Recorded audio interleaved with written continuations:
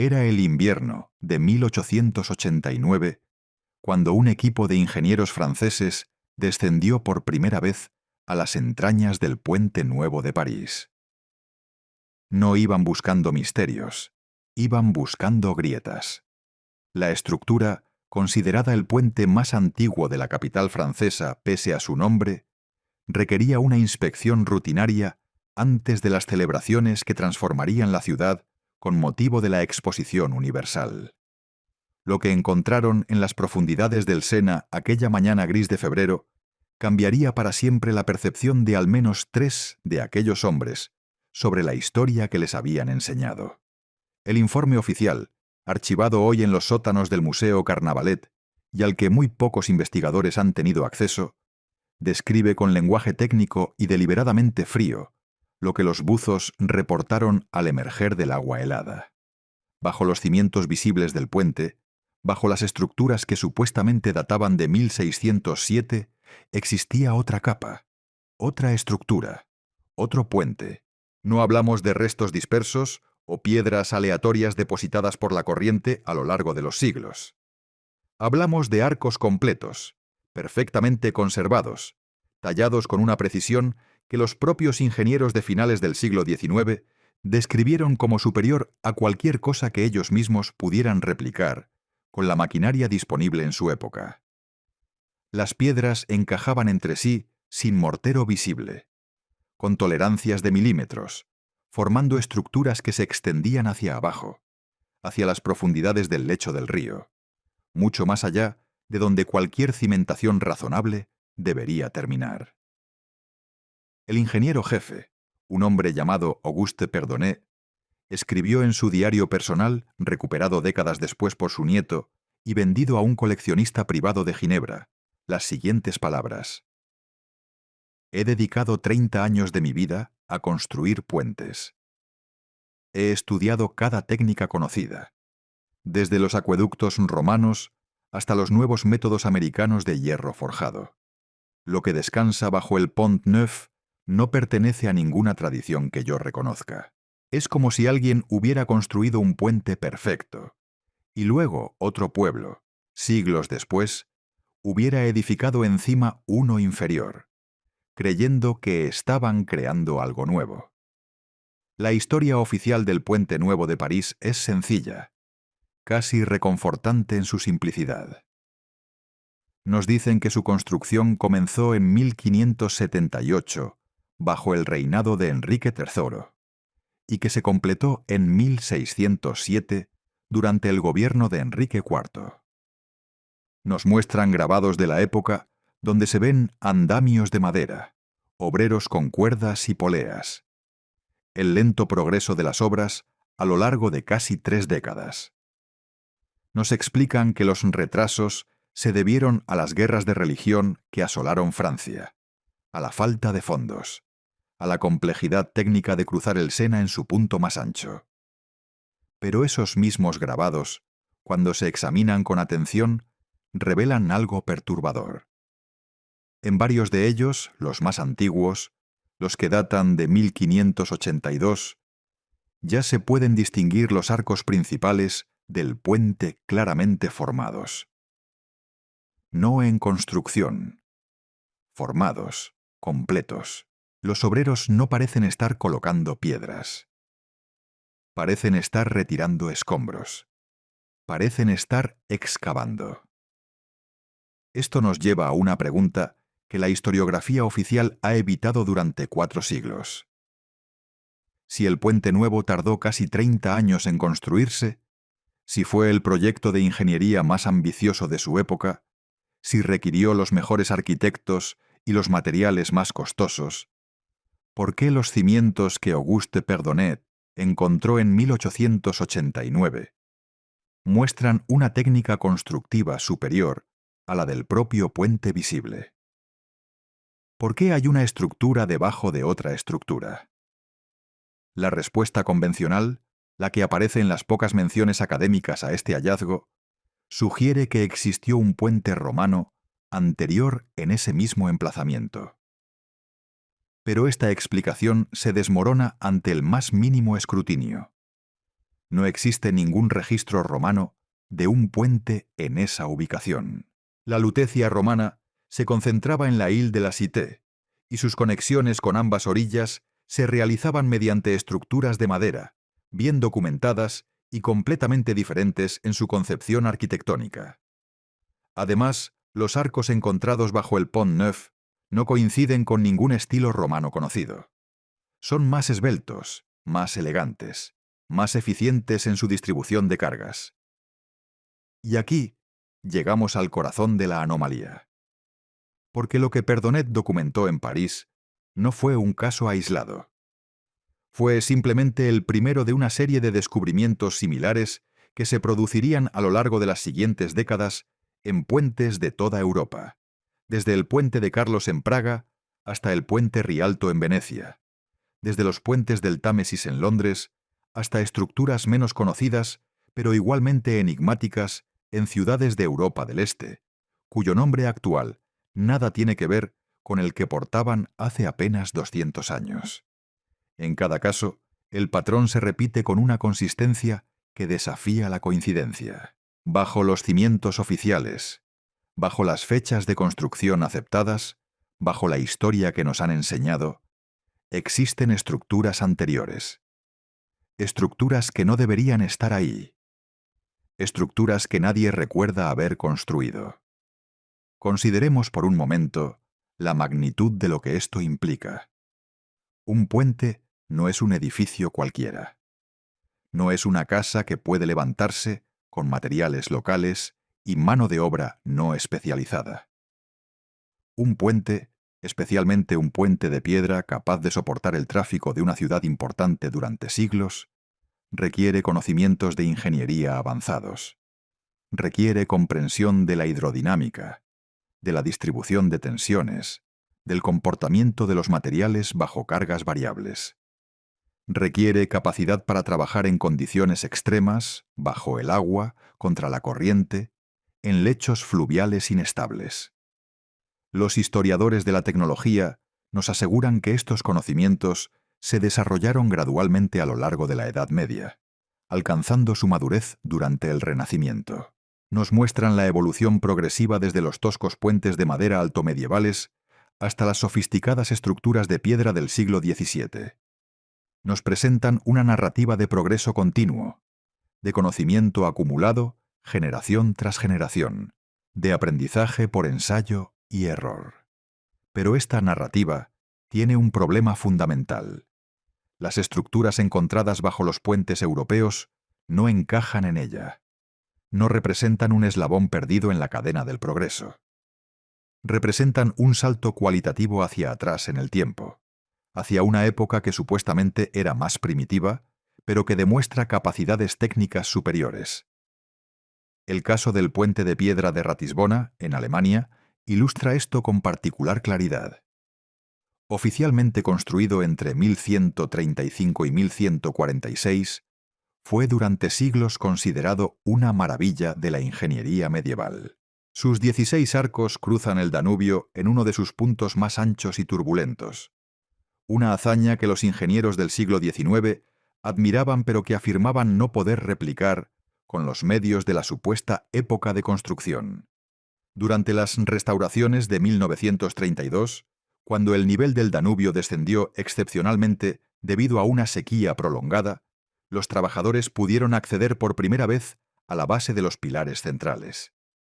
Lo que encontraron fue documentado en fotografías que hoy permanecen en archivos privados, pues las autoridades alemanas de la época decidieron no hacerlas públicas por razones que el informe oficial describe vagamente como evitar confusión entre la población. Los pilares no terminaban donde se suponía que debían terminar. Continuaban descendiendo hacia el lecho del río durante otros 15 metros, una profundidad absurda para cualquier cimentación medieval. Y en esa profundidad, los pilares se conectaban con una estructura horizontal, una especie de plataforma continua que unía todos los cimientos en un solo sistema integrado. La técnica empleada, según los ingenieros que la examinaron, era completamente desconocida y superaba en sofisticación a cualquier método de cimentación desarrollado hasta ese momento. Uno de aquellos ingenieros, un hombre llamado Friedrich Hartmann, dejó un testimonio escrito que su familia conservó hasta los años 80, cuando fue donado anónimamente a un investigador independiente holandés. En él, Hartmann describe su desconcierto. Hemos encontrado lo imposible. Una civilización que supuestamente apenas dominaba el arco de medio punto, que construía con métodos primitivos y materiales imperfectos, dejó bajo nuestro puente más famoso una base de ingeniería que nosotros, con todo nuestro conocimiento moderno, no podríamos reproducir ni explicar. O bien todo lo que creemos saber sobre la Edad Media es falso, o bien este puente fue construido por alguien más. Hartmann fue despedido de su puesto pocas semanas después de entregar su informe. La versión oficial atribuyó su salida a problemas de salud mental, una acusación conveniente que reaparecería con sospechosa frecuencia cada vez que un profesional respetable se atreviera a cuestionar las narrativas establecidas sobre estos hallazgos. Pero los hallazgos continuaron. Y con cada descubrimiento, la incomodidad de las instituciones académicas se hacía más evidente. En 1954, durante las obras de reconstrucción del Puente de las Cadenas en Budapest, destruido durante la Segunda Guerra Mundial, los ingenieros soviéticos que supervisaban los trabajos informaron a Moscú de algo extraordinario. Bajo los pilares del puente original del siglo XIX, diseñado por el ingeniero inglés William Tierney Clark, existían los restos de una estructura anterior que nadie había documentado. Una estructura que empleaba un sistema de arcos dobles, uno sobre otro, con una cámara hueca entre ambos que parecía diseñada para algún propósito funcional que los ingenieros no pudieron determinar. El informe soviético, desclasificado parcialmente en 1991 y accesible hoy en los archivos de Budapest, contiene una frase reveladora. La estructura subyacente presenta características que no corresponden a ningún período conocido de la arquitectura húngara. Su presencia plantea interrogantes sobre la historia del emplazamiento que exceden el alcance de este informe técnico. En lenguaje burocrático soviético, esto equivalía a decir: no sabemos qué es esto y preferimos no averiguarlo. Lo que resulta particularmente inquietante de estos casos es la reacción sistemática de las autoridades ante cada descubrimiento. En París, el hallazgo de Perdonet fue clasificado y archivado.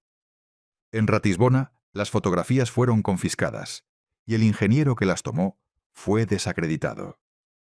En Budapest, el informe fue sellado durante casi 4 décadas. El patrón se repite con una consistencia que sugiere coordinación, o al menos un entendimiento tácito entre las instituciones de diferentes países sobre cómo manejar este tipo de información.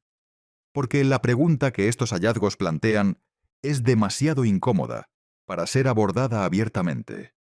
Si bajo nuestros puentes más famosos existen estructuras anteriores más avanzadas, si los constructores medievales y renacentistas no estaban construyendo sino reconstruyendo, si estaban edificando sobre ruinas de algo que no comprendían y que quizás intentaban deliberadamente ocultar, entonces toda nuestra comprensión de la historia europea necesita ser revisada desde sus fundamentos.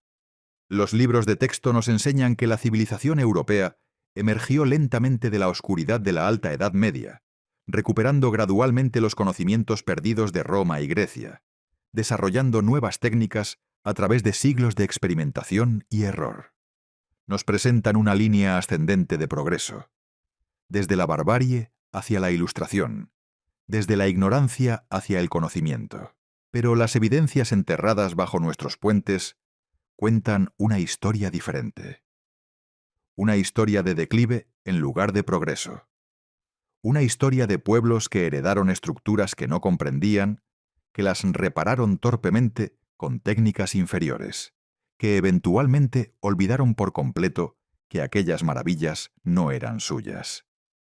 Y aquí surge la pregunta fundamental, la que ningún historiador oficial se atreve a formular, pero que cualquier observador honesto debe considerar. Si no fueron los romanos, si no fueron los pueblos germánicos medievales, si no fueron los constructores renacentistas que aparecen en los documentos oficiales, ¿quién construyó realmente los puentes originales sobre los que se edificaron nuestras réplicas inferiores?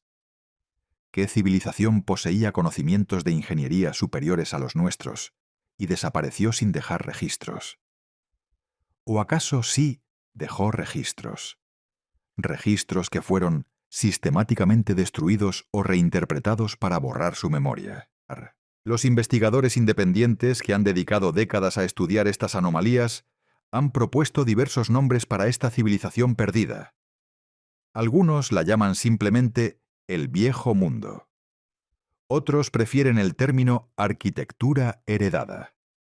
Pero hay un nombre que aparece con creciente frecuencia en los círculos que se atreven a desafiar la narrativa oficial. Un nombre que aparece en mapas antiguos, en documentos medievales, en referencias dispersas que la historiografía moderna ha descartado como errores cartográficos o confusiones lingüísticas. Tartaria. Y si la sola mención de este nombre provoca reacciones de burla o descalificación automática en los círculos académicos, quizás deberíamos preguntarnos por qué. Porque la intensidad de una negación suele ser proporcional a la amenaza que representa aquello que se intenta negar. Lo que Perdonet encontró bajo el Pont Neuf de París, lo que Hartmann documentó en Ratisbona, lo que los ingenieros soviéticos reportaron en Budapest, no son anomalías aisladas que puedan descartarse como curiosidades locales. Son piezas de un rompecabezas mayor, fragmentos de una imagen que las instituciones del poder han trabajado durante siglos para mantener fragmentada y confusa. Porque si los puentes que creíamos haber construido resultan ser reconstrucciones inferiores de obras maestras anteriores, si nuestros logros más celebrados de ingeniería no son más que parches sobre ruinas de algo grandioso que ni siquiera comprendemos, entonces la pregunta inevitable es, ¿qué más nos han ocultado? ¿Qué otras estructuras que admiramos como triunfos de nuestra civilización son en realidad herencias de una civilización que alguien se esforzó enormemente en hacernos olvidar? En las entrañas del Sena, bajo las aguas del Danubio, en las profundidades del Moldava y el Tíber, duermen las evidencias de un mundo que no debería existir según nuestros libros de historia. Un mundo de constructores cuya técnica superaba todo lo que vino después. Un mundo que terminó de forma tan abrupta que sus herederos ni siquiera recordaron que alguna vez existió. Los grabados de 1582 mostraban obreros excavando, no construyendo.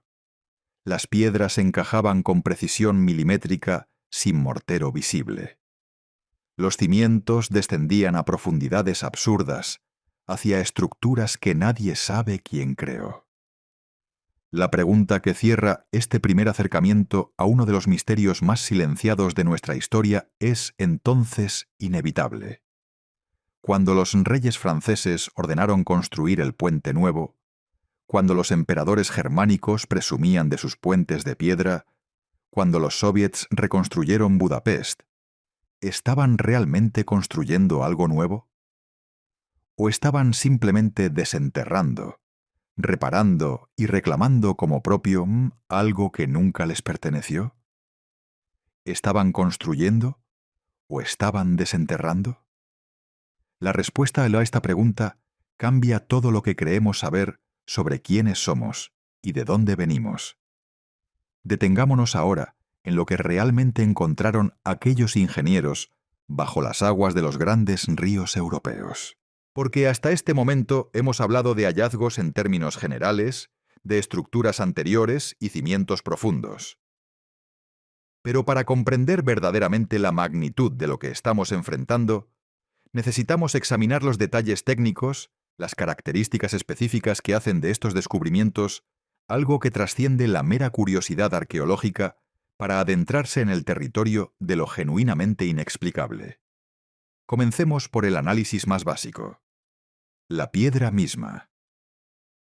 En 1973, un equipo de geólogos de la Universidad de Viena realizó un estudio mineralógico de muestras extraídas durante la restauración del puente de piedra de Ratisbona. El objetivo oficial era determinar las canteras de origen para futuras reparaciones, un trabajo rutinario que nadie esperaba que arrojara resultados controvertidos. Pero cuando los resultados llegaron al laboratorio, el equipo se encontró ante un problema que no supieron cómo resolver. Las piedras de la estructura visible, las que corresponden supuestamente al siglo XII, provenían efectivamente de canteras locales de la región de Baviera. Su composición coincidía con los registros históricos y su estado de desgaste era consistente con 800 años de exposición a los elementos y al tráfico. Todo normal hasta ahí. Pero las muestras tomadas de la estructura inferior, de aquellos arcos sumergidos que Friedrich Hartmann había documentado 40 años antes, contaban una historia completamente diferente. En primer lugar, la composición mineralógica no correspondía a ninguna cantera conocida en un radio de 500 kilómetros. El tipo de granito empleado, según el informe que nunca se publicó, pero que circuló durante años entre círculos académicos escandinavos, presentaba características propias de formaciones geológicas que solo existen en regiones remotas del norte de Rusia o en zonas de Siberia central. Esto plantea una pregunta logística que ningún historiador ha podido responder satisfactoriamente. ¿Cómo transportaron bloques de varias toneladas de peso desde Siberia hasta Baviera en una época que supuestamente carecía de infraestructura de transporte a larga distancia? ¿Qué rutas utilizaron? ¿Qué vehículos? ¿Qué motivación podría justificar semejante esfuerzo cuando existían canteras perfectamente funcionales a pocos kilómetros del emplazamiento?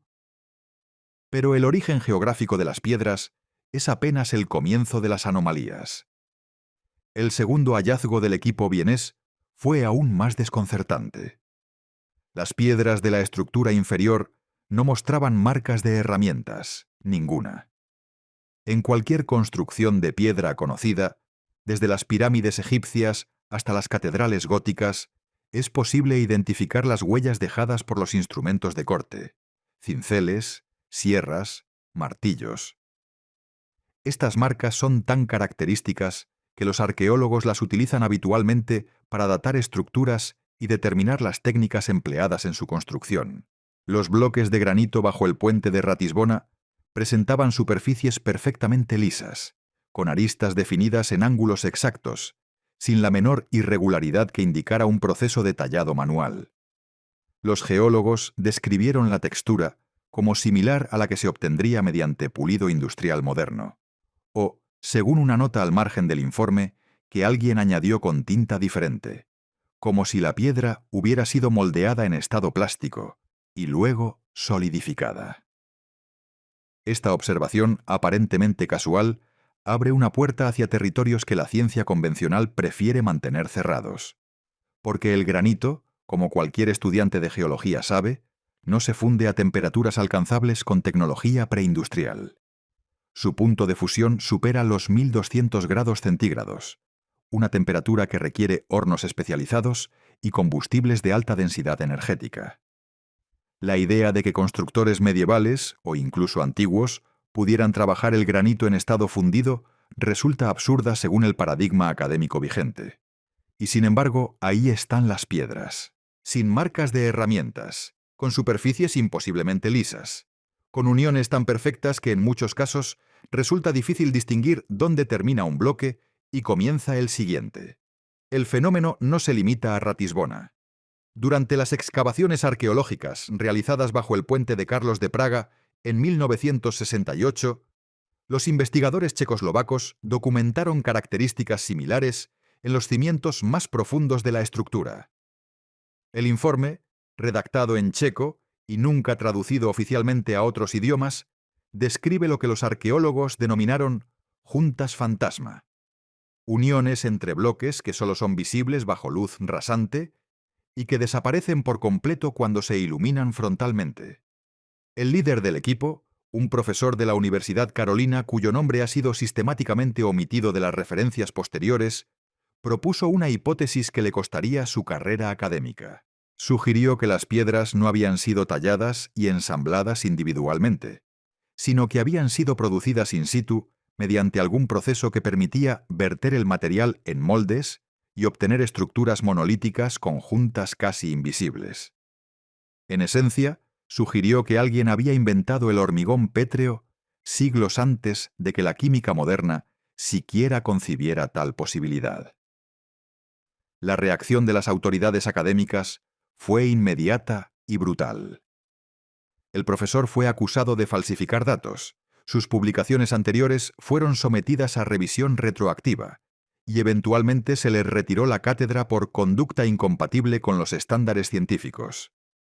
Murió en 1982 en un pequeño apartamento de Bratislava, olvidado por la comunidad que una vez lo había celebrado como uno de los arqueólogos más prometedores de su generación. Pero sus notas sobrevivieron, y en ellas encontramos observaciones que añaden capas adicionales al misterio. El profesor documentó que ciertos bloques de los cimientos del puente de Carlos contenían inclusiones metálicas, no decorativas, no superficiales, sino estructurales.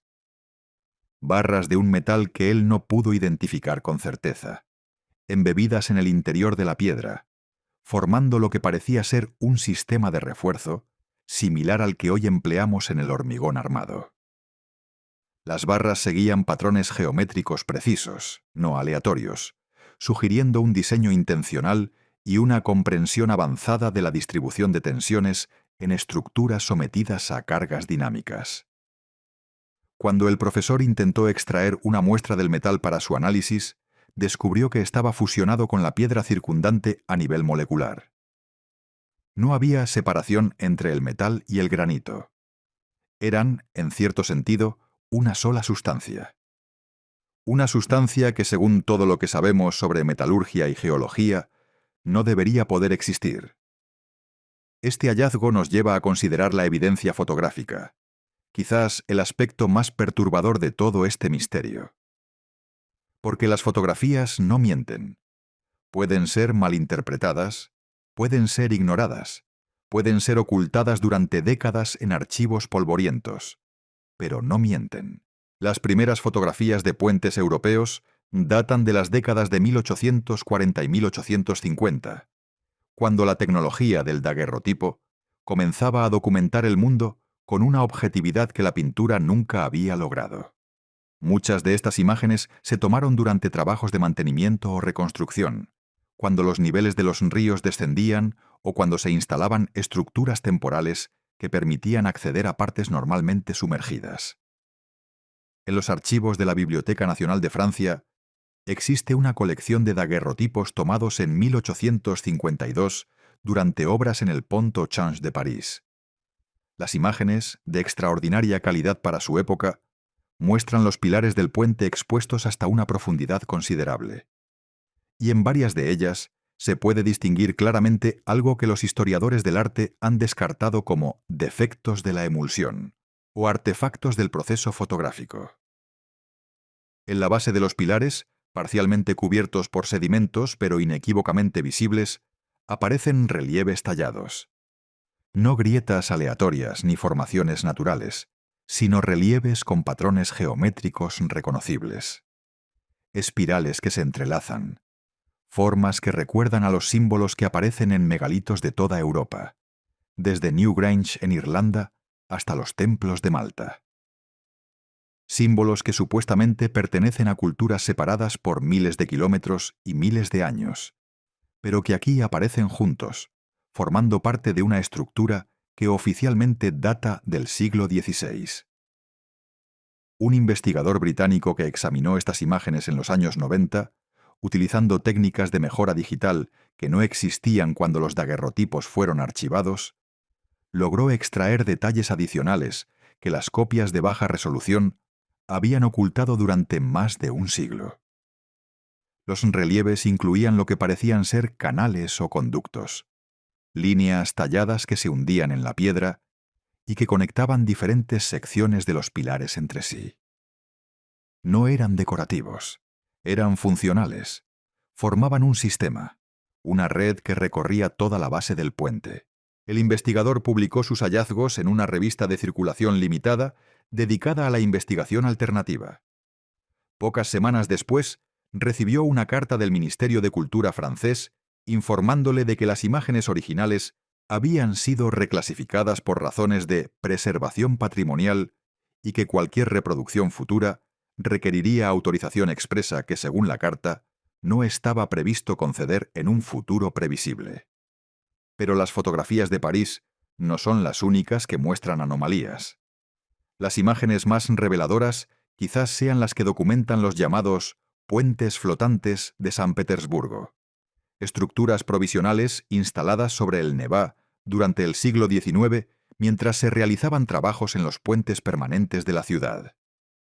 En estas fotografías, tomadas entre 1860 y 1890, se pueden observar los pilares de los puentes originales en diferentes estados de exposición, y en varias de ellas aparece algo que no debería estar ahí: una red de cables o conductos metálicos que conectan los pilares entre sí bajo el nivel normal del agua.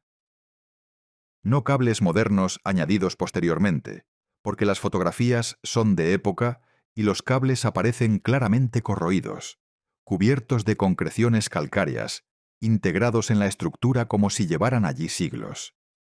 Los ingenieros rusos de la época no comentaron estos cables en sus informes oficiales. Es como si no los hubieran visto, o como si hubieran decidido colectivamente ignorarlos. Pero las fotografías los muestran con claridad, conectando los puentes de San Petersburgo en un sistema que recuerda perturbadoramente a las modernas redes de distribución eléctrica. Y aquí llegamos al anacronismo más difícil de digerir. Porque si aceptamos que estos cables o conductos existen, si aceptamos que no son un añadido moderno, sino una característica original de las estructuras, entonces debemos preguntarnos para qué servían. Los puentes no necesitan cables bajo el agua. No hay ninguna razón funcional, según la ingeniería civil convencional, para conectar los pilares de un puente mediante una red de conductos sumergidos. A menos, claro está, que los puentes no fueran solo puentes. Esta posibilidad, que exploraremos en profundidad más adelante, transforma por completo nuestra comprensión de estas estructuras.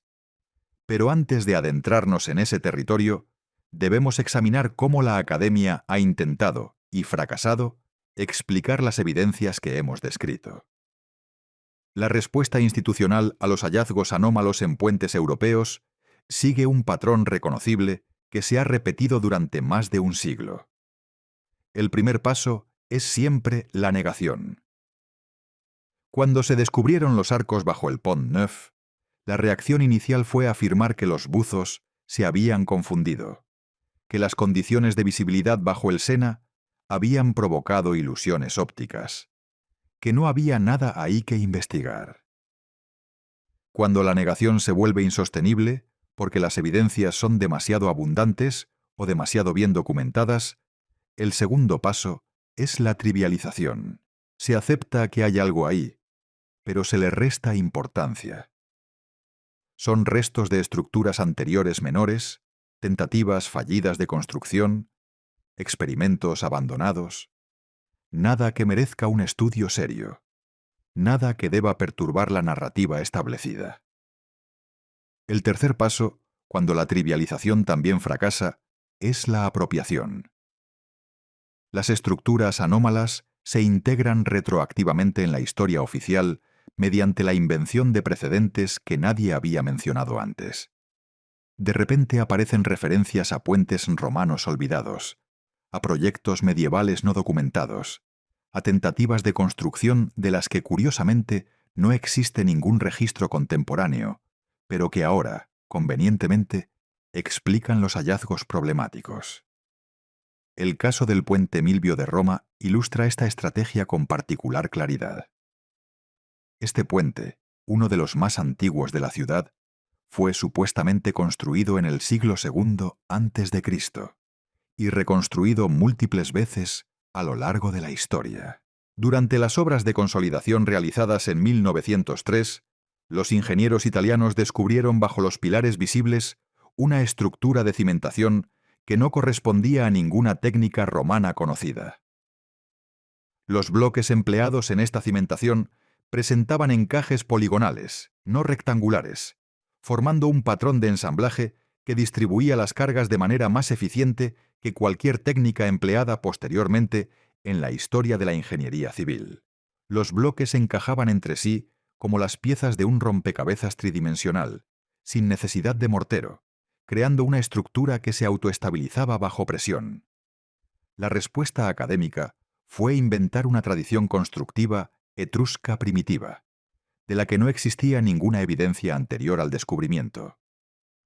De la noche a la mañana, los etruscos pasaron de ser un pueblo conocido principalmente por su cerámica y sus prácticas funerarias a ser los inventores de una técnica de cimentación extraordinariamente sofisticada que misteriosamente olvidaron transmitir a los romanos que los conquistaron. Esta explicación presenta problemas obvios que cualquier observador crítico puede identificar. Si los etruscos poseían esta técnica superior, ¿por qué los romanos no la adoptaron? ¿Por qué no aparece en ningún otro sitio arqueológico etrusco conocido? ¿Por qué no existe ninguna referencia a ella en los abundantes textos romanos sobre ingeniería y construcción? Las respuestas oficiales a estas preguntas son evasivas cuando no directamente circulares. Se nos dice que los romanos no adoptaron la técnica porque era demasiado compleja para su escala de construcción. Se nos dice que no aparece en otros sitios porque los otros sitios no han sido excavados con suficiente profundidad. Se nos dice que no hay referencias escritas porque la técnica era un secreto gremial que se transmitía oralmente. En otras palabras, se nos pide que aceptemos la existencia de una tradición constructiva extraordinaria de la que no existe ninguna evidencia más allá del hallazgo que supuestamente explica. Es una argumentación circular que en cualquier otro contexto sería inmediatamente rechazada como anticientífica. Y sin embargo, esta es la explicación que aparece en los libros de texto. Esta es la narrativa que se enseña en las universidades. Esta es la versión que los expertos repiten cada vez que alguien pregunta por las anomalías bajo nuestros puentes. El patrón se repite con variaciones menores en cada caso documentado. En Praga, los cimientos anómalos del puente de Carlos se atribuyen a una misteriosa tradición constructiva eslava, de la que tampoco existe evidencia independiente. En Londres, las estructuras bajo el antiguo puente de Londres se explican como experimentos normandos abandonados. En cada caso, se inventa una explicación ad hoc que sirve únicamente para neutralizar el hallazgo problemático sin alterar la narrativa general. Pero hay casos donde incluso la invención de tradiciones perdidas resulta insuficiente para explicar lo que se encontró. En 1987, durante la construcción del metro de Estocolmo, los ingenieros suecos tropezaron con algo que desafía cualquier explicación convencional. Bajo el lecho del canal que conecta el lago Mälaren con el mar Báltico, en el mismo punto donde antiguos puentes cruzaban el agua antes de ser reemplazados por estructuras modernas, los trabajadores encontraron lo que solo puede describirse como un túnel. No un túnel excavado en la roca, sino un túnel construido. Un conducto perfectamente cilíndrico, de aproximadamente 3 metros de diámetro, que se extendía bajo el agua en dirección desconocida. Las paredes del túnel estaban revestidas de un material que los geólogos no pudieron identificar con certeza. Una sustancia que parecía cerámica, pero que presentaba una dureza superior a la del acero moderno. Los trabajos del metro se detuvieron durante 2 semanas mientras los ingenieros debatían cómo proceder. El túnel no aparecía en ningún plano histórico. No correspondía a ningún proyecto documentado. No encajaba en ninguna narrativa conocida sobre la historia de Estocolmo. Simplemente no debería estar ahí. La decisión final, tomada a niveles muy superiores al equipo de ingeniería, fue sellar el acceso al túnel con hormigón armado y continuar la construcción del metro por una ruta ligeramente modificada. El hallazgo no se hizo público. No apareció en ningún informe oficial. La única razón por la que sabemos de su existencia es porque uno de los ingenieros involucrados guardó fotografías y notas personales que su hija publicó anónimamente en un foro de Internet 3 décadas después de los hechos. Las fotografías, de calidad variable debido a las condiciones de iluminación subterránea, muestran el interior del túnel con suficiente claridad como para distinguir detalles perturbadores. Las paredes no son lisas. Presentan un patrón de estrías helicoidales que recuerdan al interior de un cañón de rifle. Hay marcas regulares espaciadas a intervalos precisos, como si el túnel hubiera sido diseñado para acomodar algún tipo de mecanismo o sistema que se movía a lo largo de su longitud. Y en una de las fotografías, parcialmente visible entre las sombras, aparece lo que parece ser una inscripción. Símbolos grabados en la pared del túnel, símbolos que no corresponden a ningún alfabeto conocido, pero que presentan similitudes inquietantes con las marcas encontradas en los pilares del Pont au Change de París y en otros emplazamientos dispersos por toda Europa. La existencia de estos símbolos compartidos plantea una pregunta que la arqueología convencional se niega a formular. ¿Estamos ante los restos de una red? ¿Estaban los puentes conectados no solo por encima del agua, sino también por debajo? Formaban parte de un sistema integrado, cuya naturaleza y propósito se nos escapa porque solo vemos fragmentos aislados de un todo mucho mayor. Los escépticos descartarán estas preguntas como fantasías, como proyecciones de patrones sobre datos aleatorios. Argumentarán que las similitudes entre símbolos de diferentes emplazamientos son coincidencias, que los túneles son obras hidráulicas olvidadas, que las estructuras bajo los puentes son simplemente cimientos más antiguos de los puentes que conocemos. Pero los escépticos tendrán que explicar entonces por qué las técnicas constructivas empleadas en estas estructuras olvidadas son superiores a las que las reemplazaron. Tendrán que explicar cómo civilizaciones supuestamente primitivas movieron bloques de piedra desde canteras situadas a miles de kilómetros. Tendrán que explicar cómo tallaron granito sin dejar marcas de herramientas, cómo fundieron metal con piedra a nivel molecular, cómo diseñaron sistemas de cimentación que los ingenieros modernos admiran pero no pueden replicar. Y sobre todo, tendrán que explicar por qué cada vez que se descubre una de estas anomalías, la reacción institucional es invariablemente la misma. Minimizar, reclasificar, sellar, olvidar. La evidencia no desaparece porque decidamos ignorarla. Las piedras bajo el Pont Neuf siguen ahí, esperando a quien quiera mirar.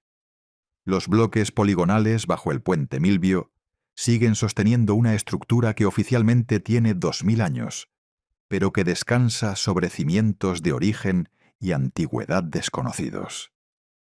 El túnel bajo Estocolmo sigue existiendo bajo capas de hormigón moderno, sellado pero no destruido, oculto pero no borrado. Cada hallazgo es una pieza del rompecabezas.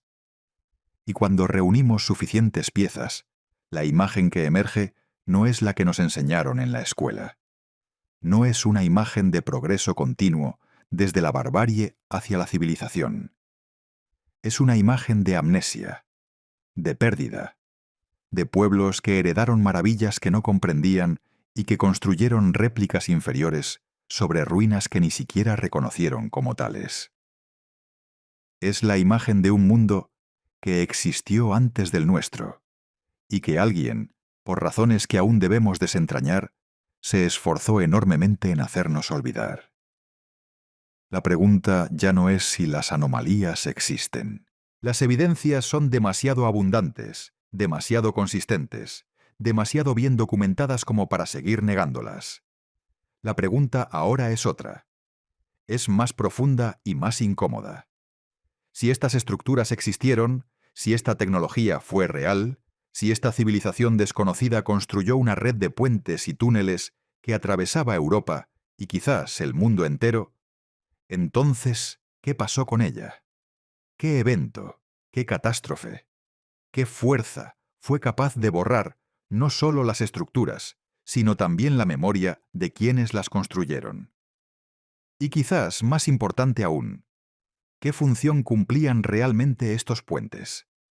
Porque las evidencias sugieren que no eran simples cruces sobre el agua. los conductos metálicos, los canales tallados, los túneles subterráneos, los símbolos compartidos entre emplazamientos distantes, todo apunta hacia algo más complejo, más integrado, más funcional de lo que la palabra puente normalmente implica.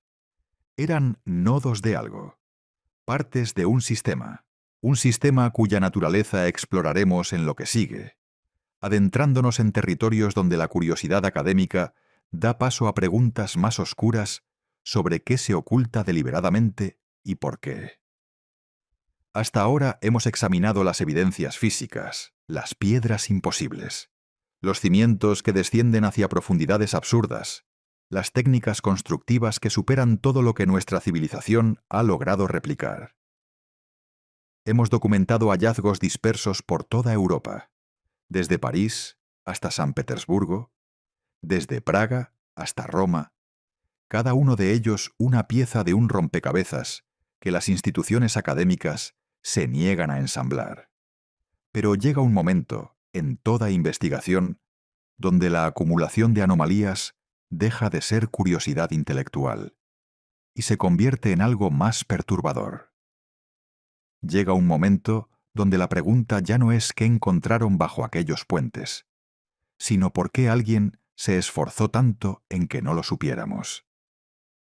Porque existe un patrón que trasciende fronteras nacionales, que atraviesa décadas y siglos, que conecta decisiones tomadas en diferentes países por diferentes gobiernos en diferentes épocas. Un patrón de silencio sistemático que no puede explicarse por coincidencia ni por negligencia burocrática. Cuando Auguste Perdonet documentó los arcos sumergidos bajo el Pont Neuf en 1889, su informe fue clasificado en menos de una semana. No archivado, no olvidado por descuido administrativo, clasificado, sellado con órdenes expresas del Ministerio de Obras Públicas de que no debía ser consultado sin autorización especial. Esta clasificación se mantuvo durante más de un siglo y técnicamente sigue vigente hoy, aunque las copias que circulan entre investigadores independientes demuestran que los sellos burocráticos no son tan herméticos como sus creadores quisieran. Pero la clasificación del informe fue solo el primer paso. Lo que siguió revela una coordinación que trasciende la mera burocracia defensiva. En los meses posteriores al descubrimiento de Perdonet, 3 de los buzos que habían participado en la inspección subacuática fueron transferidos a destinos remotos del imperio colonial francés. Uno terminó en Madagascar, otro en Indochina, un tercero en una estación meteorológica del Pacífico Sur, cuyo nombre ni siquiera aparece en los mapas de la época. No fueron despedidos, no fueron castigados oficialmente, simplemente fueron dispersados, alejados los unos de los otros y del escenario de su descubrimiento, colocados en posiciones donde sus testimonios difícilmente podrían corroborarse mutuamente. El propio Perdonet recibió una promoción, un ascenso inesperado que lo alejó del trabajo de campo y lo confinó a un puesto administrativo en Lyon, lejos de París, lejos del Sena, lejos de cualquier oportunidad de continuar sus investigaciones. En su diario escribió con amargura evidente: «Me han recompensado con una jaula dorada. Cada honor que me conceden es una cadena más que me ata a esta oficina donde nada ocurre y nada puede descubrirse». Este patrón de neutralización mediante promoción aparece repetidamente en los casos que hemos examinado.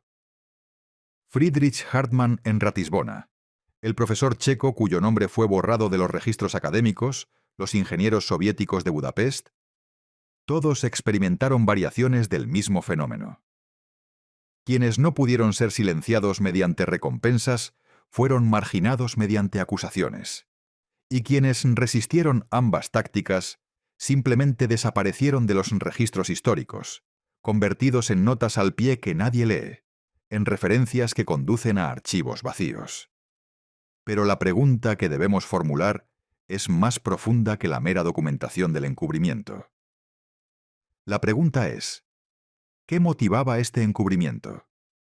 ¿Qué había en aquellos descubrimientos que justificaba movilizar recursos estatales, coordinar acciones entre diferentes países, mantener un silencio que ya dura más de un siglo? Para responder a esto, debemos regresar a los detalles técnicos que mencionamos brevemente y examinarlos desde una perspectiva diferente. Porque las anomalías que describimos no son simplemente curiosidades arqueológicas, son indicios de algo que, si se comprendiera plenamente, transformaría nuestra comprensión no solo del pasado, sino del presente y del futuro. Recordemos los conductos metálicos encontrados bajo los puentes de San Petersburgo. Recordemos los canales tallados en los pilares del Pont au Change.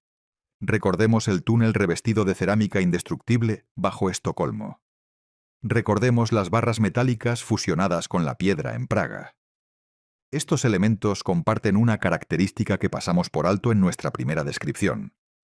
Todos ellos sugieren sistemas de conducción, no estructurales, no decorativos, funcionales, diseñados para transportar algo a través de la estructura del puente y más allá. La pregunta obvia es, ¿transportar qué?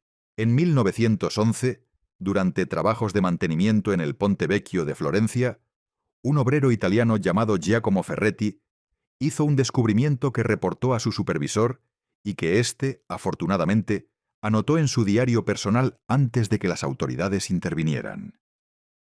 Ferretti había estado retirando escombros de una sección del puente dañada por una crecida del Arno cuando su pico golpeó algo metálico.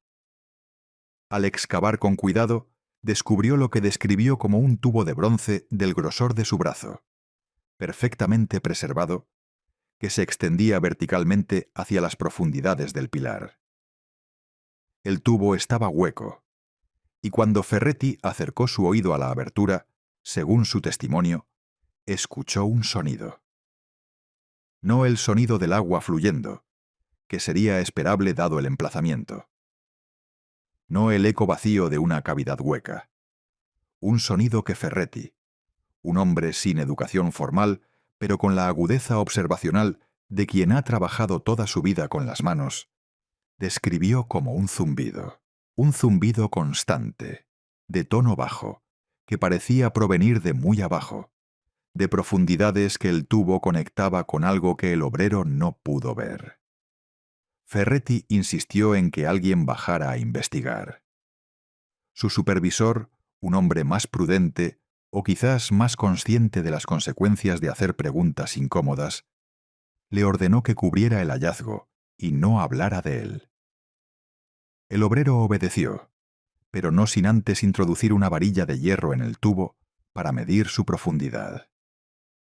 La varilla, de 2 metros de longitud, descendió completamente sin encontrar fondo. Esa noche, según el diario del supervisor, Ferretti fue visitado en su casa por 2 hombres que se identificaron como funcionarios del Ministerio de Antigüedades. No hay registro oficial de tal visita ni de los funcionarios que la realizaron. Pero al día siguiente, Ferretti no se presentó a trabajar. Ni al día siguiente, ni nunca más. Su familia reportó que había emigrado repentinamente a América, una decisión que aparentemente tomó en cuestión de horas, sin despedirse de nadie, sin llevarse sus pertenencias. El tubo de bronce fue cubierto con cemento esa misma semana. El diario del supervisor, donde constaba todo esto, permaneció en su familia durante generaciones, hasta que un descendiente lo donó anónimamente a un investigador italiano en los años 2000. Casos similares aparecen en los registros de otros puentes europeos. En Ámsterdam, durante la reconstrucción del Magerebrug en 1871, los trabajadores encontraron una red de tubos de cobre que conectaban los pilares del puente con estructuras subterráneas que se extendían bajo los edificios circundantes. Los tubos fueron retirados, fundidos y vendidos como chatarra antes de que nadie pudiera documentarlos adecuadamente. Solo sobreviven menciones fragmentarias en la correspondencia privada de uno de los arquitectos involucrados. En Viena, durante las obras del Ringstrasse, en la década de 1860, la demolición de antiguos puentes para construir nuevos revelaron sistemáticamente estructuras subterráneas que los planos oficiales no contemplaban: túneles, cámaras, conductos que conectaban los puentes con otros edificios de la ciudad. Cada hallazgo fue documentado brevemente y luego demolido o sellado. Los informes fueron archivados en secciones de acceso restringido, donde permanecen hasta hoy. Lo que emerge de estos casos dispersos es la imagen de un sistema. No puentes aislados, sino nodos de una red. No estructuras independientes, sino componentes de algo más grande. Algo que conectaba ciudades y edificios a través de conductos cuyo propósito solo podemos inferir a partir de fragmentos supervivientes. Y aquí es donde la investigación se adentra en territorio genuinamente oscuro. Porque existe evidencia, dispersa pero consistente, de que quienes ordenaron los encubrimientos sabían exactamente qué estaban ocultando. No actuaban por ignorancia ni por cautela burocrática. Actuaban con conocimiento de causa, protegiendo un secreto cuya revelación temían más que cualquier escándalo político o académico.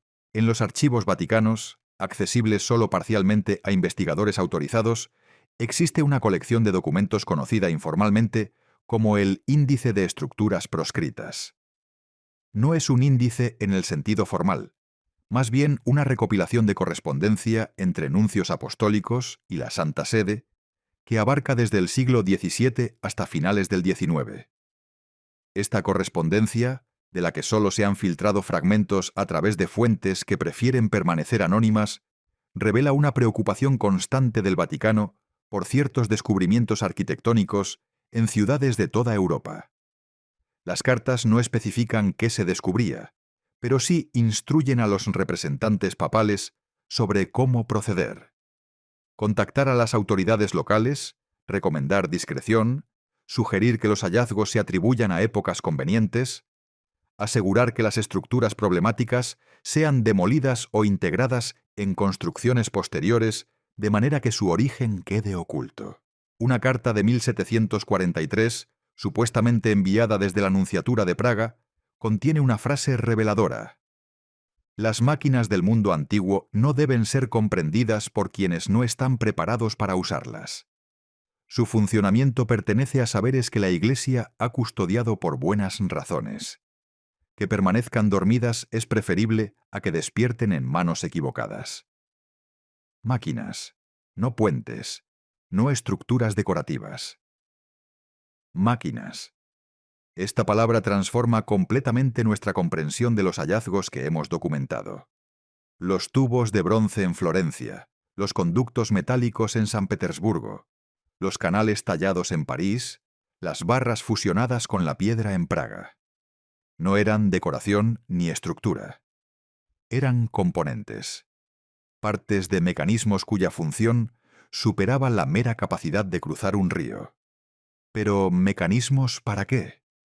Los investigadores que han dedicado décadas a esta pregunta han propuesto diversas teorías, cada una de ellas desafiante para el paradigma convencional, pero respaldada por fragmentos de evidencia que no pueden descartarse fácilmente.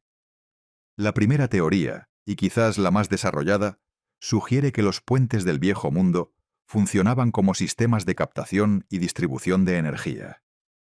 No energía en el sentido moderno de electricidad industrial, sino algo más sutil, algo relacionado con las propiedades electromagnéticas naturales de la Tierra y del agua en movimiento. Esta teoría se basa en observaciones que cualquiera puede verificar. El agua en movimiento genera campos electromagnéticos. Los ríos, especialmente los grandes ríos europeos con sus corrientes constantes, producen fenómenos electromagnéticos medibles que la ciencia moderna conoce pero no aprovecha. Los metales conductores, dispuestos de ciertas maneras, pueden captar y canalizar esta energía. Y las estructuras encontradas bajo los puentes antiguos contienen exactamente estos elementos. Metales conductores, dispuestos en patrones geométricos precisos, conectados mediante conductos que se extienden hacia otras estructuras.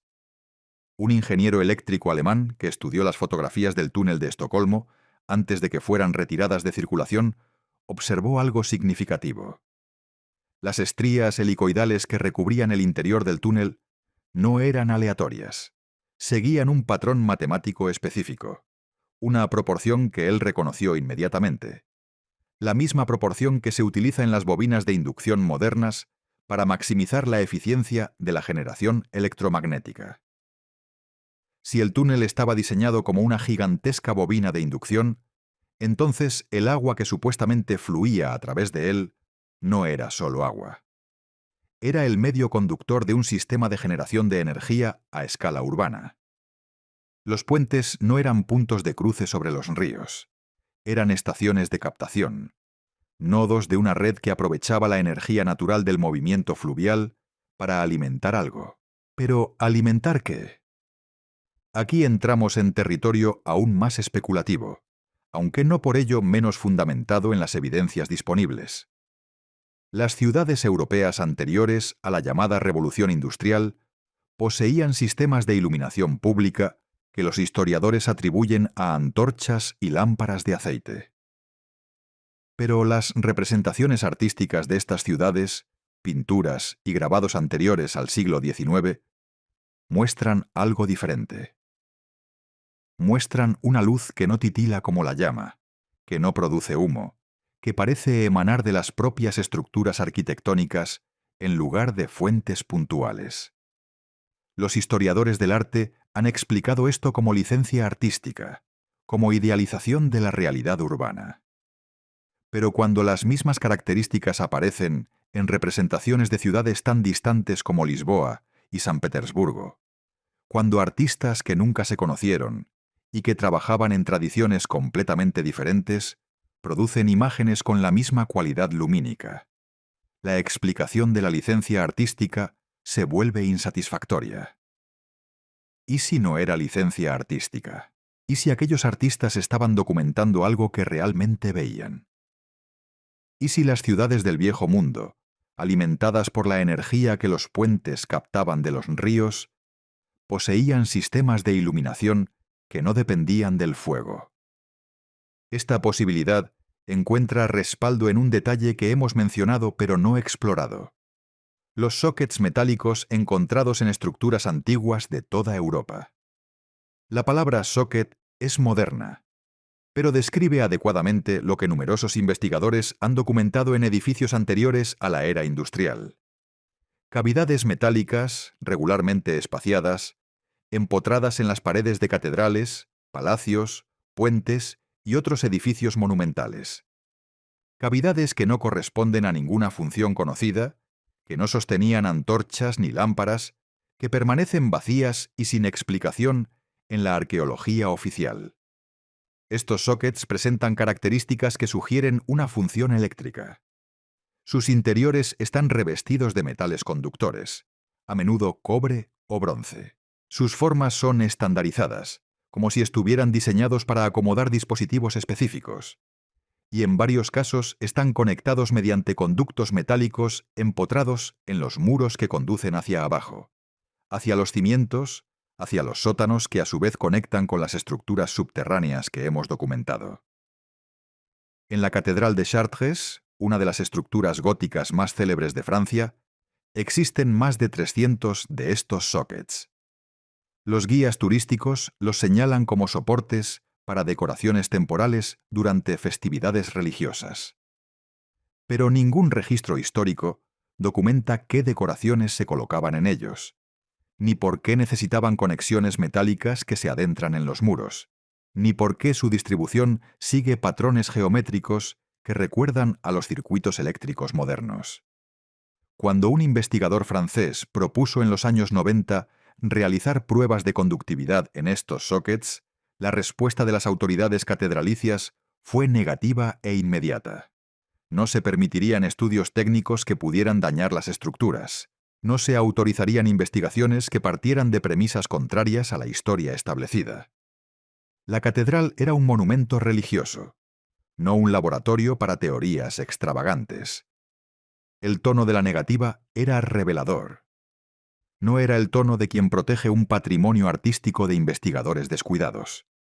Era el tono de quien protege un secreto. Y esto nos lleva de vuelta a los puentes. Porque los puentes en esta reconstrucción del viejo mundo no eran simplemente cruces sobre los ríos ni estaciones de captación energética. Eran nodos de control, puntos donde el flujo de energía podía regularse, direccionarse, distribuirse hacia diferentes secciones de las ciudades según necesidades cambiantes. La ubicación estratégica de los grandes puentes europeos cobra un significado diferente desde esta perspectiva. No están donde están solo porque ahí era conveniente cruzar el río. Están donde están porque ahí era óptimo captar la energía del río. Sus posiciones corresponden a puntos de máxima turbulencia fluvial, a lugares donde el agua se estrecha y acelera, a emplazamientos que maximizan el potencial electromagnético del movimiento acuático. Los constructores del viejo mundo, fueran quienes fueran, comprendían algo que nosotros hemos olvidado.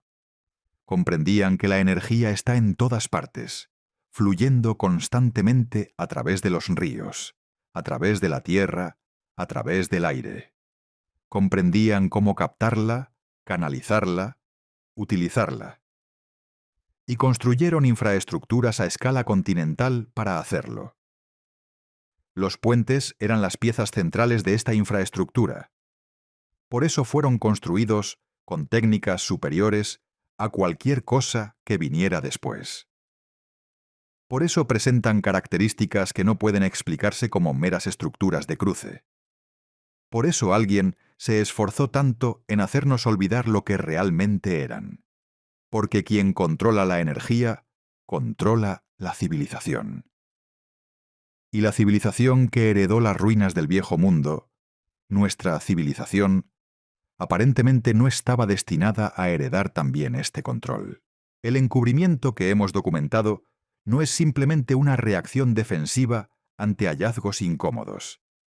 Es un programa activo de supresión del conocimiento, ejecutado durante siglos por instituciones que comprendían perfectamente lo que estaban ocultando.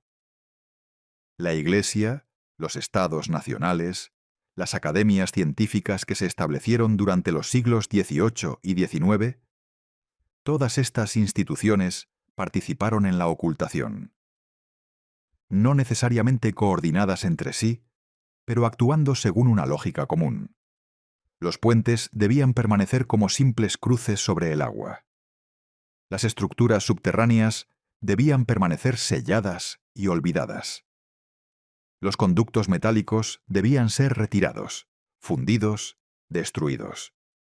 Cualquiera que preguntara demasiado debía ser neutralizado mediante promoción, descrédito o, en casos extremos, desaparición. ¿Por qué? ¿Qué tenían que temer? La respuesta más probable es también la más inquietante. Tenían miedo de que alguien reactivara los sistemas, de que alguien comprendiera lo que tenían delante y encontrara la manera de hacerlo funcionar de nuevo. Porque la energía libre, captada del movimiento natural de los ríos y distribuida gratuitamente a través de una red de puentes y estructuras subterráneas, haría innecesarias las estructuras de poder que han dominado nuestra civilización durante los últimos siglos. Haría innecesarios los combustibles fósiles y las industrias que los extraen. Haría innecesarias las redes eléctricas centralizadas y las compañías que las controlan. Haría innecesaria la dependencia de los ciudadanos respecto a los estados y las corporaciones que les venden la energía que necesitan para vivir. Una civilización con acceso a energía libre es una civilización que no puede ser controlada mediante la escasez artificial. Es una civilización donde el poder no fluye de arriba hacia abajo, desde quienes controlan los recursos hacia quienes los necesitan. Es una civilización radicalmente diferente de la nuestra.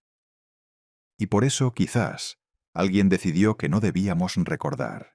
Las evidencias que hemos examinado sugieren que lo que llamamos historia no es un registro neutral del pasado, sino una construcción deliberada, diseñada para mantenernos ignorantes de lo que realmente somos y de lo que realmente perdimos. Los puentes que admiramos como logros de nuestra civilización son en realidad vestigios degradados de algo mucho mayor. Las ciudades que habitamos están construidas sobre ruinas que no reconocemos como tales. La energía que compramos a precios cada vez más altos fluía gratuitamente por conductos que ahora están sellados bajo nuestros pies. El gran reinicio del que hablan los investigadores del Viejo Mundo no fue solo una catástrofe física que enterró edificios bajo barro y sedimentos. Fue también una catástrofe cognitiva, un borrado sistemático de la memoria colectiva que dejó a los supervivientes incapaces de comprender las maravillas que habían heredado. Y el encubrimiento que siguió no fue accidental. Fue el segundo acto del mismo drama. Primero la destrucción, luego el olvido organizado. Los puentes permanecen como testigos mudos de esta historia suprimida. Sus piedras guardan secretos que las instituciones del poder han trabajado durante siglos para mantener ocultos. Sus cimientos descienden hacia profundidades que nadie nos permite explorar. Sus conductos conectan con sistemas que fueron deliberadamente desactivados y sellados. Pero las piedras no olvidan. Los túneles permanecen aunque los hayamos rellenado de hormigón. Los símbolos siguen grabados aunque hayamos perdido la capacidad de leerlos. La pregunta que debemos hacernos no es si todo esto es verdad. Las evidencias hablan por sí mismas para quien tenga ojos para ver y valentía para mirar. La pregunta es, ¿qué hacemos ahora que sabemos? ¿Qué hacemos con el conocimiento de que caminamos sobre ruinas de una civilización más avanzada que la nuestra? ¿Qué hacemos con la certeza de que alguien nos ha estado mintiendo deliberadamente durante siglos? Y sobre todo, ¿qué hacemos con la posibilidad, quizás remota pero no imposible, de que los sistemas dormidos bajo nuestros pies puedan algún día ser reactivados? De que la energía que fluye eternamente a través de los ríos pueda volver a alimentar ciudades liberadas de la escasez artificial. Porque el encubrimiento, por perfecto que parezca, nunca es completo. Siempre quedan grietas por donde se filtra la luz. Siempre quedan testimonios que escapan a la destrucción. Siempre quedan investigadores dispuestos a arriesgar sus carreras y su tranquilidad para hacer las preguntas que nadie quiere responder. Y quizás, solo quizás, eso es exactamente lo que más temen quienes mantienen el silencio. Hemos recorrido un largo camino desde aquella mañana de febrero de 1889, cuando Auguste Perdonet descendió a las aguas del Sena y emergió con preguntas que cambiarían su vida. Hemos examinado evidencias físicas que desafían todo lo que creíamos saber sobre la historia de la ingeniería. Hemos documentado un patrón de encubrimiento que trasciende fronteras y siglos. Hemos vislumbrado la posibilidad de que los puentes que admiramos como logros de nuestra civilización sean en realidad fragmentos degradados de una infraestructura tecnológica cuyo propósito apenas comenzamos a intuir. Pero hasta ahora nos hemos limitado a Europa, a los ríos que conocemos, a las ciudades cuyos nombres nos resultan familiares, a una geografía que podemos recorrer en mapas convencionales. Y esta limitación, aunque comprensible dado el origen de las evidencias más documentadas, oscurece una verdad más amplia que debemos ahora confrontar. Porque si lo que hemos descubierto en Europa es cierto, si los puentes del Viejo Mundo formaban parte de una red energética continental, si existió una civilización capaz de construir infraestructuras que superan nuestra capacidad técnica actual, entonces esta civilización no pudo haberse limitado a un solo continente. Las leyes de la física son universales. Los principios de la captación electromagnética funcionan igual en el Sena que en el Yangtze, igual en el Danubio que en el Mississippi. Si alguien descubrió cómo aprovechar la energía de los ríos en Europa, ese conocimiento debería haber dejado huellas en todo el mundo. Y las dejó. Consideremos por un momento los puentes antiguos de China. El puente de Lugu conocido en Occidente como el Puente de Marco Polo, cruza el río Yongding a las afueras de Beijing. Oficialmente construido en 1189 durante la dinastía Jin, este puente de 267 metros de longitud presenta características que los ingenieros chinos contemporáneos han descrito como inexplicables, dado el contexto tecnológico de su supuesta época de construcción. Los pilares del puente, 11 en total, están coronados por leones de piedra, cuyo número exacto nadie ha podido determinar con certeza. Los recuentos oficiales varían entre 480 y 501 leones, una discrepancia que las autoridades atribuyen a restauraciones sucesivas, pero que investigadores independientes consideran sospechosa. Porque los leones no son idénticos. Cada uno presenta variaciones sutiles, posiciones diferentes, expresiones únicas. Y cuando se examinan con atención, muchos de ellos parecen sostener objetos en sus garras que no corresponden a ningún motivo decorativo tradicional chino. Esferas. Pequeñas esferas de piedra, perfectamente esféricas, que giran libremente dentro de cavidades talladas en las patas de los leones. Esferas que, según los análisis mineralógicos, están hechas de un tipo de jade que no existe en ninguna cantera conocida de China. Esferas cuya función nadie ha podido explicar, pero cuya presencia sugiere algo más que decoración. Un investigador taiwanés que estudió el puente en los años 80, antes de que el acceso a ciertas secciones fuera restringido por razones de conservación, documentó algo aún más perturbador. Bajo la superficie visible del puente, accesible a través de pequeñas aberturas que parecían diseñadas para mantenimiento, existía una red de conductos de bronce que conectaban los pilares entre sí. Los conductos estaban vacíos cuando él los examinó, pero sus paredes interiores mostraban un patrón de decoloración que sugería que alguna vez habían transportado algo, algún fluido o sustancia que dejó residuos ahora cristalizados. El investigador tomó muestras de estos residuos antes de que las autoridades descubrieran sus actividades y le prohibieran continuar. Las muestras, analizadas en un laboratorio privado de Hong Kong, contenían trazas de mercurio combinadas con elementos que el químico encargado del análisis no pudo identificar. La combinación, según su informe, no correspondía a ningún proceso industrial conocido, antiguo o moderno. El investigador publicó sus hallazgos en una revista académica de Taipei. Pocas semanas después, la revista dejó de publicarse por problemas financieros. El investigador perdió su puesto universitario. Las muestras desaparecieron durante un robo en el laboratorio de Hong Kong que las autoridades nunca resolvieron. El patrón se repite. El mismo patrón que documentamos en Europa aparece en Asia con variaciones locales, pero con la misma estructura subyacente. Descubrimiento, documentación, supresión.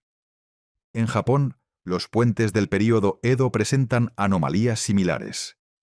El puente Nihonbashi de Tokio, punto cero desde el cual se medían todas las distancias en el Japón tradicional, fue demolido y reconstruido múltiples veces a lo largo de la historia.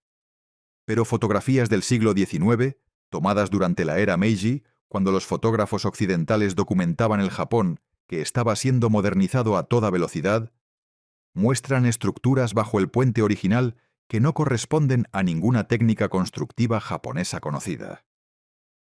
Los pilares del antiguo Nihonbashi, según estas fotografías, presentaban los mismos encajes poligonales que encontramos bajo el puente Milvio de Roma. Las mismas uniones sin mortero. Las mismas superficies imposiblemente lisas.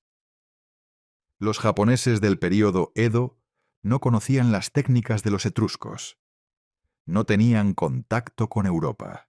No había ninguna vía por la cual pudieran haber aprendido métodos constructivos mediterráneos.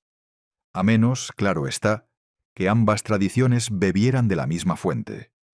A menos que los constructores japoneses, como los europeos, estuvieran trabajando sobre ruinas de algo anterior que no comprendían pero que intentaban restaurar. Esta posibilidad encuentra respaldo en las propias tradiciones japonesas. Los textos antiguos hablan de los Kappa, seres que habitaban los ríos y que supuestamente ayudaron a los humanos a construir puentes y sistemas de irrigación en tiempos remotos.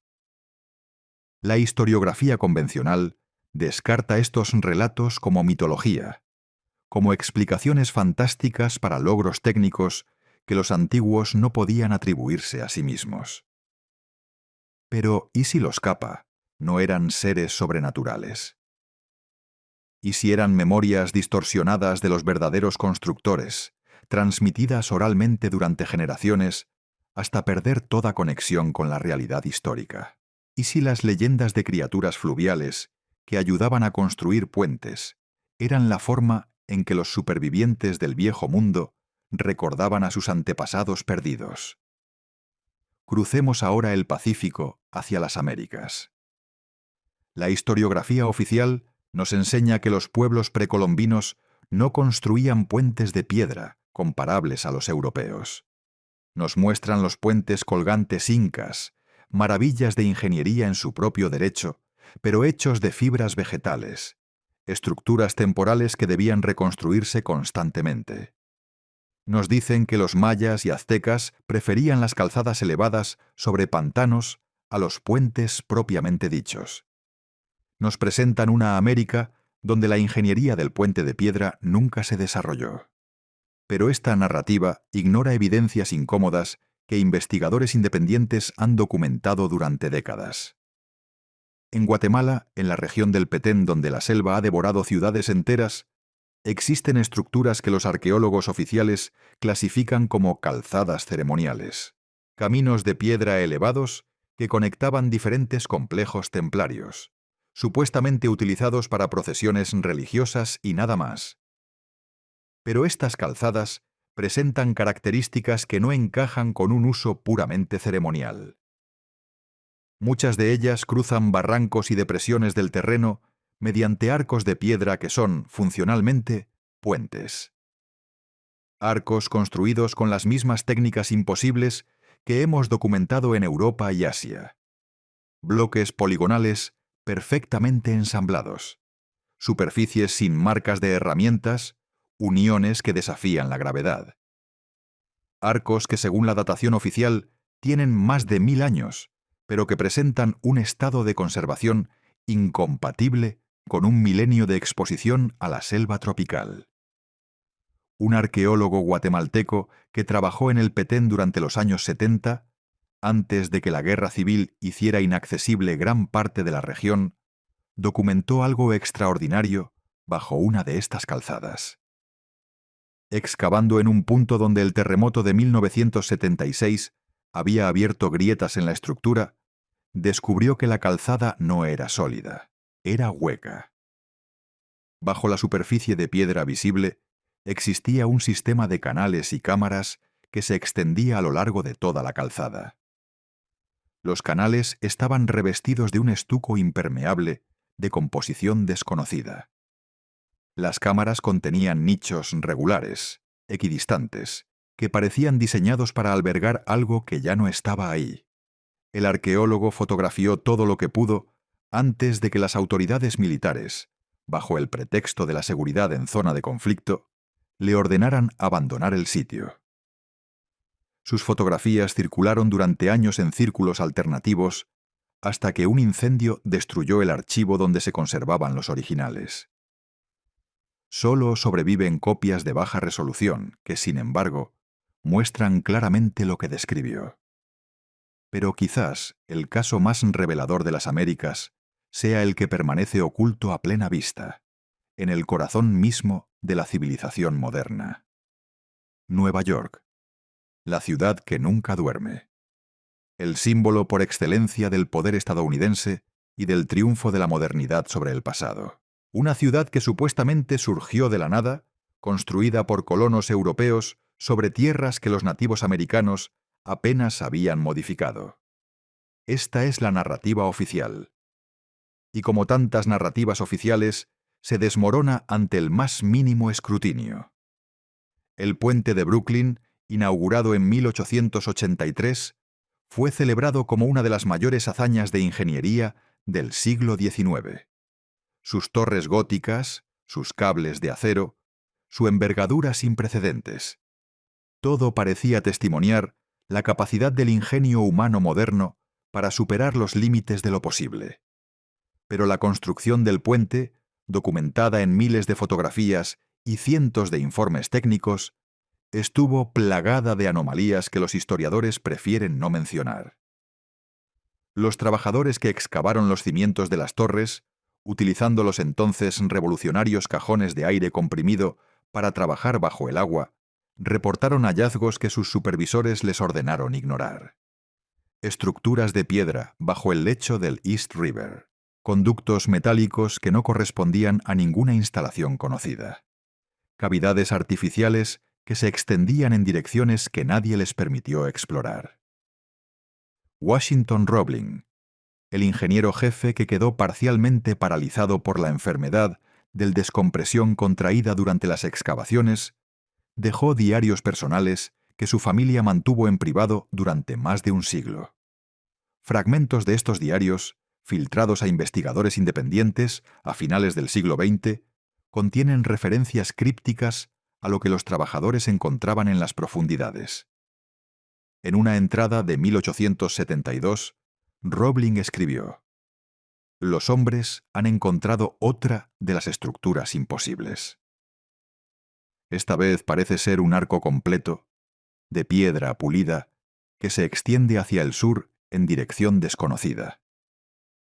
Les he ordenado que lo sellen con hormigón y que no hablen de ello. No necesitamos más complicaciones con los inversores». Otra entrada, de 1874, es aún más explícita.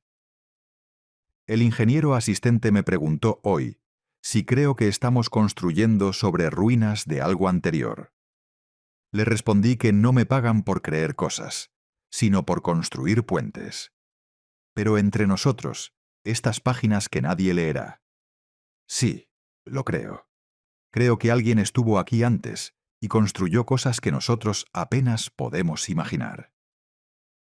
El puente de Brooklyn, ícono de la modernidad americana, se alza sobre cimientos que ocultan estructuras de origen desconocido. Las torres góticas que los turistas fotografían cada día descansan sobre arcos sellados con hormigón que nadie ha vuelto a examinar en casi 150 años. Y si esto ocurrió en Nueva York, la ciudad más documentada del mundo moderno, ¿qué habrá ocurrido en lugares menos escrutados? Chicago, destruida por el gran incendio de 1871 y reconstruida a toda velocidad sobre sus propias cenizas. San Francisco, arrasada por el terremoto de 1906 y vuelta a levantar en un tiempo que los ingenieros contemporáneos consideraban imposible.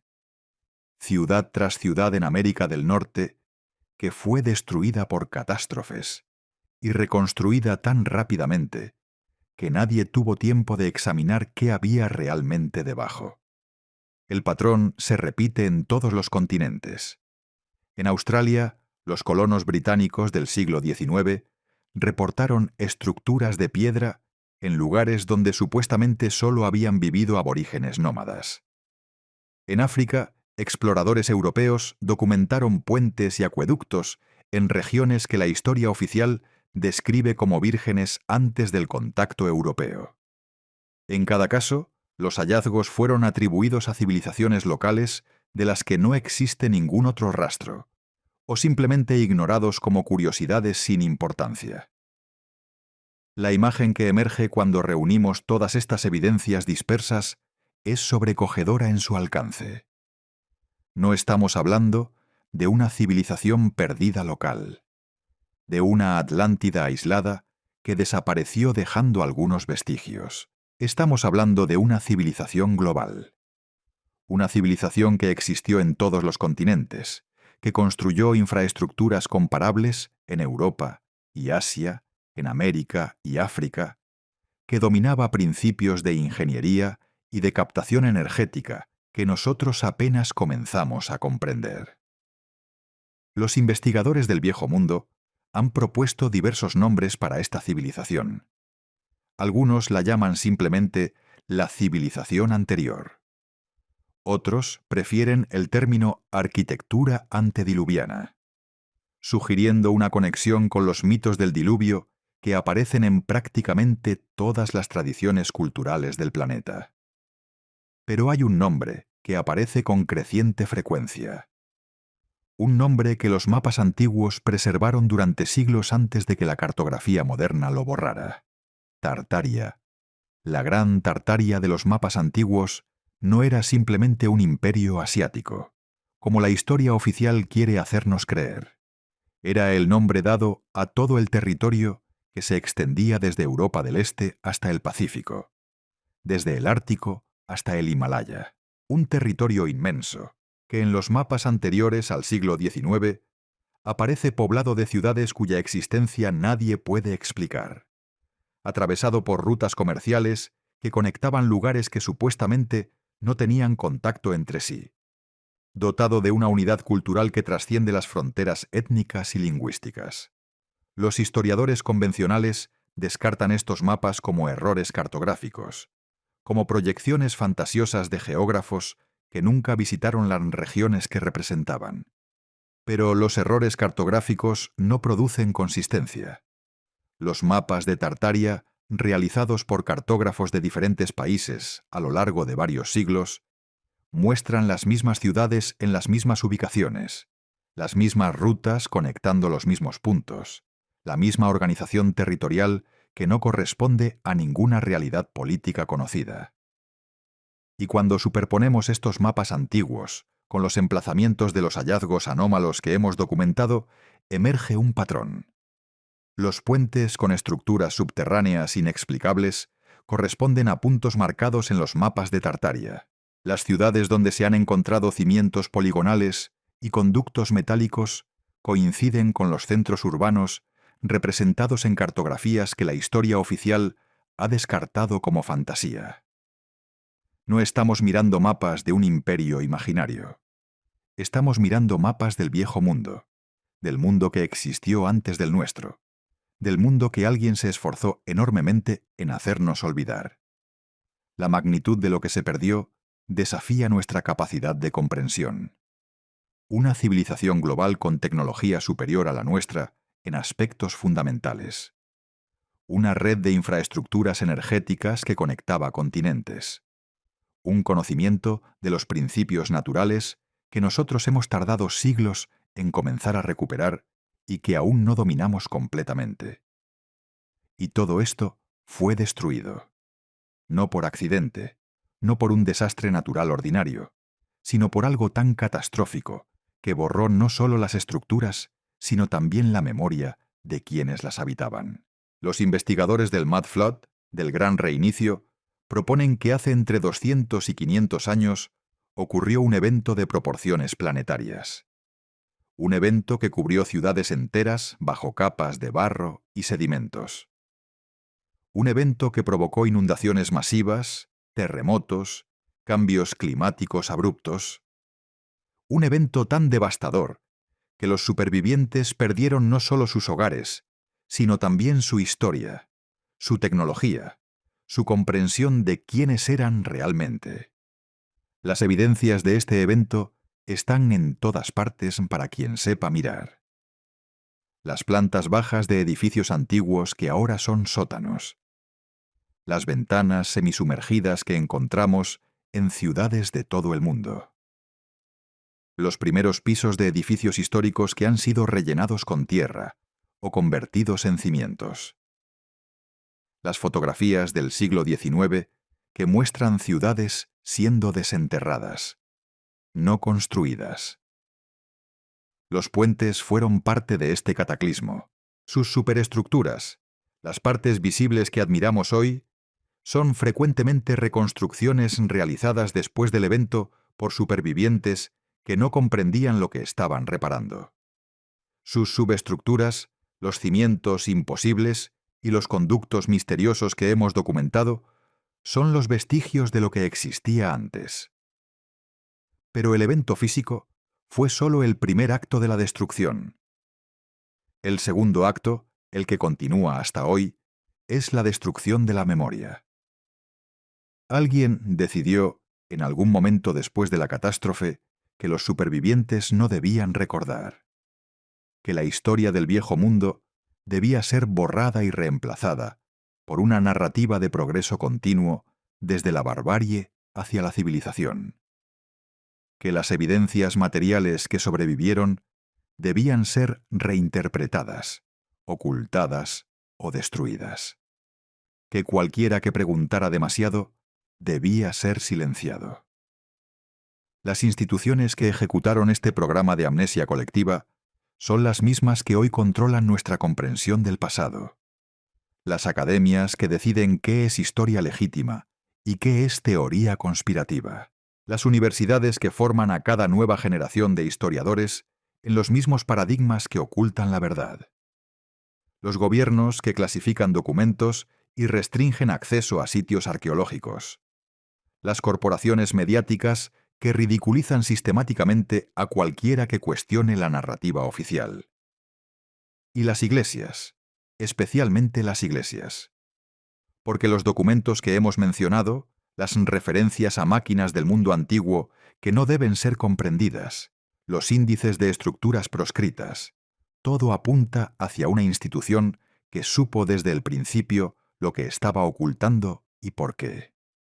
No estamos sugiriendo que un grupo pequeño de conspiradores controla todos los aspectos de nuestra realidad. La conspiración que describimos no requiere coordinación centralizada. Requiere solo que diferentes grupos de poder compartan un interés común en mantener la ignorancia de las masas. Requiere que cada institución, actuando según su propia lógica de preservación, contribuya a sostener una narrativa que beneficia a todas ellas. La verdad sobre el viejo mundo es peligrosa para quienes detentan el poder hoy. Una humanidad que supiera que sus antepasados vivieron en una civilización más avanzada, que la tecnología libre de combustibles fósiles es posible, que las estructuras de escasez artificial que nos gobiernan no son inevitables. Esa humanidad sería muy difícil de controlar. Por eso el silencio. Por eso el encubrimiento. Por eso la ridiculización sistemática de cualquiera que se atreva a mirar más allá de lo que nos permiten ver. Pero el silencio tiene grietas. El encubrimiento tiene fallos. Y las evidencias, por mucho que se intente suprimirlas, persisten.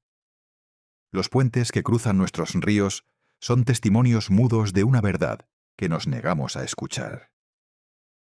Cada vez que caminamos sobre el Pont Neuf, sobre el puente de Carlos, sobre el puente de Brooklyn, caminamos sobre las ruinas de algo que fue grande y que perdimos. Cada arco que admiramos como logro de nuestra civilización es en realidad una reparación imperfecta de algo más perfecto que existió antes. No somos la cima de la evolución humana. No somos la civilización más avanzada que ha existido sobre este planeta. Somos los herederos amnésicos de algo inmenso que apenas comenzamos a recordar. La pregunta que debemos hacernos ahora no es si esto es verdad. Las evidencias son abrumadoras para quien tenga ojos para ver y valor para mirar. La pregunta es ¿qué hacemos con este conocimiento? Podemos, como la mayoría, optar por la comodidad del olvido. Podemos seguir creyendo la narrativa oficial, admirando los puentes como logros de nuestra era, aceptando que somos la civilización más avanzada de la historia. Podemos vivir en la ilusión que nos han construido y morir sin saber quiénes fuimos realmente. O podemos elegir recordar. Recordar no es fácil. Recordar significa aceptar que nos han mentido, que las instituciones en las que confiamos nos han mantenido deliberadamente en la ignorancia, que la realidad es mucho más extraña y maravillosa y terrible de lo que nos dijeron. Recordar significa enfrentar la hostilidad de quienes se benefician del olvido, la burla de quienes prefieren la comodidad de las mentiras familiares a la incomodidad de las verdades nuevas. Pero recordar también significa despertar. Significa comenzar a ver el mundo con ojos nuevos. Significa caminar por las calles de nuestras ciudades y reconocer en cada edificio antiguo, en cada puente sobre el río, en cada estructura que admiramos sin pensar, las huellas de algo que fue nuestro y que podemos volver a reclamar. Los puentes del viejo mundo no fueron solo cruces sobre el agua. Fueron nodos de una red que conectaba continentes, que captaba la energía libre de los ríos, que sostenía una civilización que vivía en armonía con los principios naturales en lugar de combatirlos. Esa red está dañada, pero no destruida. Los conductos están sellados, pero no eliminados. Los túneles están rellenados de hormigón, pero siguen existiendo bajo nuestros pies. Y el conocimiento que permitió construir todo esto no desapareció de la faz de la tierra. Se ocultó, se fragmentó, se dispersó en tradiciones esotéricas, en textos olvidados, en memorias que se transmiten de generación en generación entre quienes nunca olvidaron del todo. No sabemos cuánto tiempo tardará en producirse el despertar completo. No sabemos si ocurrirá en nuestra generación o en las siguientes. No sabemos si quienes controlan el silencio permitirán que la verdad emerja o si intensificarán sus esfuerzos de supresión. Pero sabemos que el proceso ha comenzado. Cada investigador que documenta una anomalía, cada fotografía antigua que resurge de archivos olvidados, cada pregunta incómoda que alguien se atreve a formular en voz alta. Todo contribuye al lento resquebrajamiento de la narrativa que nos aprisiona. Los puentes que admiramos son las grietas por donde se filtra la luz del viejo mundo. Cada uno de ellos es una puerta hacia la verdad, un recordatorio de lo que fuimos y de lo que podemos volver a ser. La próxima vez que cruces un puente antiguo, detente un momento. Mira las piedras que sostienen tu peso. Imagina los arcos sumergidos bajo tus pies, los conductos sellados, las estructuras que nadie te ha permitido ver. Recuerda que caminas sobre los restos de algo que fue grande, algo que alguien no quiere que recuerdes. Y entonces, si tienes valor, comienza a hacer preguntas. No a las autoridades que te mentirán, no a los académicos que te descartarán. Pregúntate a ti mismo. Investiga por tu cuenta. Busca las evidencias que están en todas partes para quien sepa mirar. El viejo mundo no desapareció. Solo se ocultó bajo capas de barro, de hormigón, de mentiras. Y bajo todas esas capas, esperando a ser redescubierto, duerme el legado de quienes construyeron maravillas que apenas podemos imaginar. Los puentes de Tartaría cruzan ríos que fluyen eternamente. El agua sigue moviéndose, generando la misma energía que nuestros antepasados supieron aprovechar. Los principios naturales no han cambiado. Solo nuestro conocimiento de ellos fue destruido. Pero el conocimiento puede recuperarse. La memoria puede restaurarse. Y algún día, quizás más cerca de lo que pensamos, los puentes volverán a cumplir la función para la que fueron diseñados. No como simples cruces sobre el agua, como nodos de una red que conectará el mundo de nuevo, como testimonios de una civilización que se creía perdida, pero que solo dormía, como puertas hacia un futuro que será en realidad un regreso al pasado que nunca debimos olvidar. Los puentes esperan, las piedras recuerdan, y nosotros, lentamente, comenzamos a despertar. Que duermas bien, y que, al despertar, mires el mundo con ojos nuevos. Porque nada de lo que ves es lo que te dijeron que era. Nada.